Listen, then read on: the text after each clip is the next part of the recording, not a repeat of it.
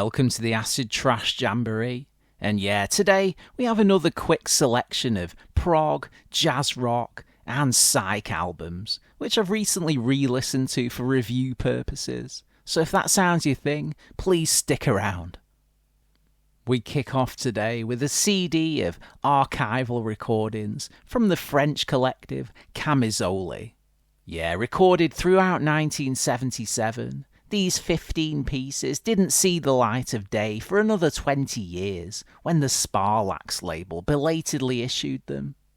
Musically, this is all very freeform, an improvised stew of avant-garde jazz and thoroughly deconstructed rock, with many of the tracks featuring primitive electronics alongside the burbling horns, clattering drums, and oftentimes extremely aggressive and noisy guitar work. The group occasionally flirt with more traditional compositional form, a clutch of the pieces touching on marching band music and playful Canterbury-styled whimsy. Otherwise, yeah, this is not an easy listen by any stretch. Camizole rumbling along like prime nihilist spasm band for the most part, with things bubbling over into spirited no-wave jamming on several occasions. It's not always that interesting, the band not quite taking off on a few occasions, whilst the 12th piece is downright obnoxious, a 9-minute stretch of deafening drum solos and comedy horn parping, which really tests the patience. Overall though, when I'm in the mood, I can't get enough of this stuff. I haven't got around to checking them out yet, but going off descriptions of the other archival Camizole collections that have emerged over the past decade or so, the project followed a similar trajectory to fellow countrymen Lard Free, gradually moving into way more electronic realms. So yeah, I'm looking forward to hearing those someday. Funnily enough, both bands ended up joining forces for a handful of concerts, a recording of a 1978 encounter finally seeing the light of day some 40 years later.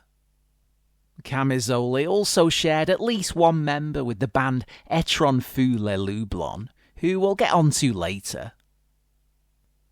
Before that, we return to more traditional psychedelia with this solid but fairly derivative self-titled album by the Houston, Texas trio Christopher, released way back in 1969. Yeah, as cool as a lot of their songs are, a number of them lean heavily on other, oftentimes extremely well-known efforts, none more so than the moody, grungy opener Dark Road, a barely veiled variation on Hendrix's cover of All Along the Watchtower. Elsewhere, the band seem utterly enamoured with the songwriting of David Crosby, absorbing his loose, tripped-out jazz folk stylings wholesale on cuts like Magic Cycles and In Your Time, the latter also doffing its cap to the folky evergreen Morning Dew.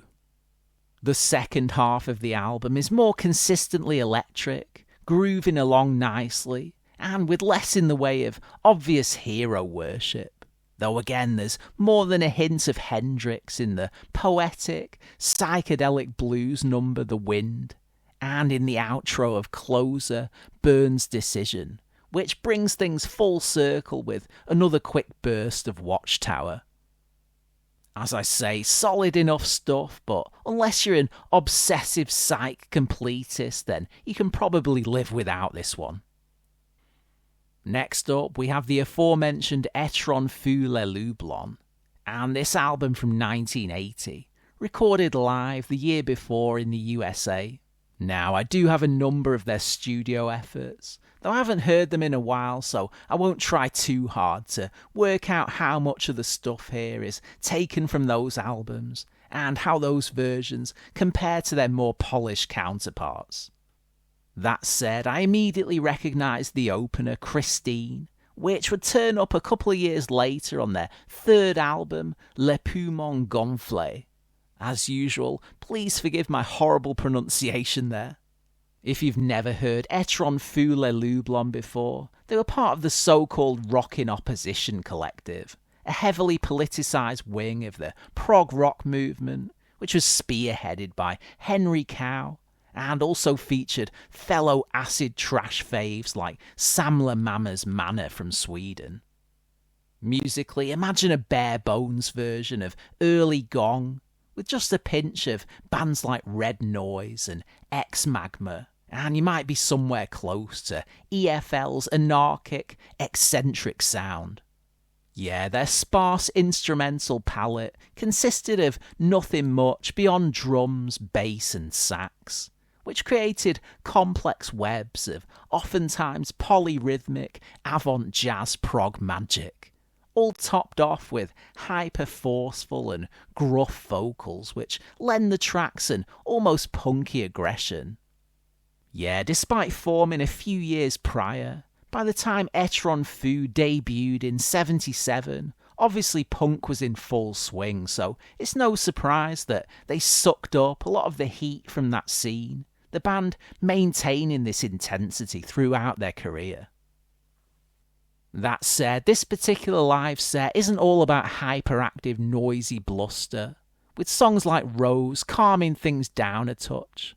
Though for me, the band shine brightest when they're going at it full throttle, as on Les Fleuves Elementaux and the amazing Ida Trope Tard. For some reason, it looks like the band never tackled this one in the studio.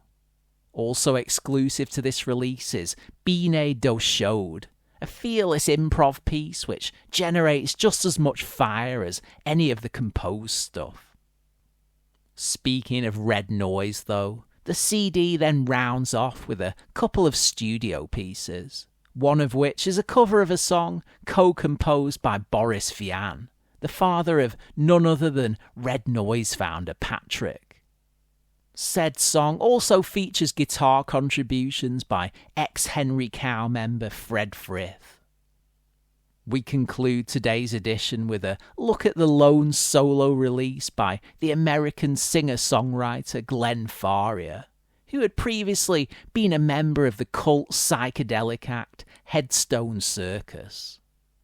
Now, this album was first issued in 1976 on the thoroughly dodgy tax scam label Tiger Lily Records, who were notorious for sticking out demo recordings without permission from the artists. In this case, cobbling together a number of Faria's early 70s studio efforts into a collection that now fetches a fair bit on the collector's market.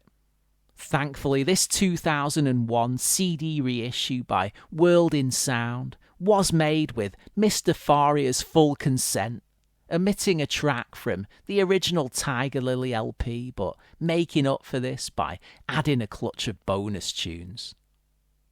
And yeah, if the aforementioned band Christopher were obsessed by David Crosby, then it would seem that Glenn's role model was Stephen Stills. Indeed, kicking off with the swampy groover Born in Georgia, and the poignant downer folk of Summer's Gone, it sounds like the fella wore out at least a couple of copies of the first CSN LP whilst writing these songs. The rest of the album follows in a similar pattern, with the mellow bongo jammers Feast Your Eyes and No Time for Your Tears, bookending the modal mood piece Love Is Calling.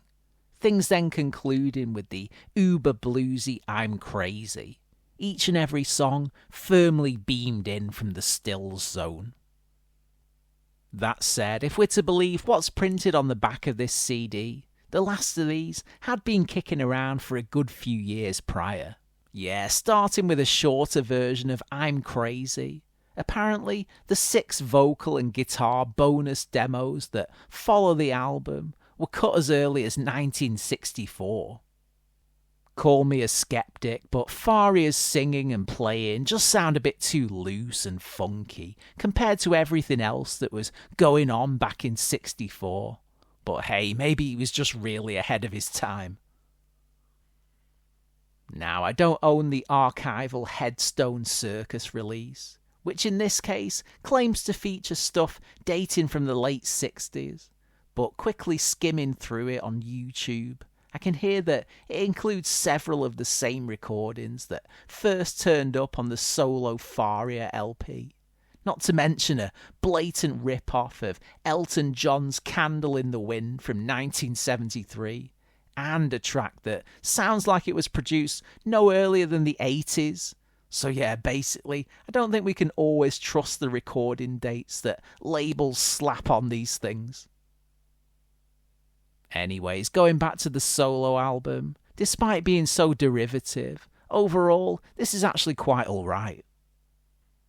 Granted, if you're not a fan of that chilled out 70s singer-songwriter scene, then it'll no doubt bore the pants off you. But yeah, all in all, Glenn Faria has kind of grown on me over the years. Right, that's just about it for another episode. As always, thanks for watching. If you've enjoyed this video and haven't done so yet, please do hit subscribe and check out the archive for a ton more content. In the meanwhile, take care and I'll catch you again soon on the Acid Trash Jamboree.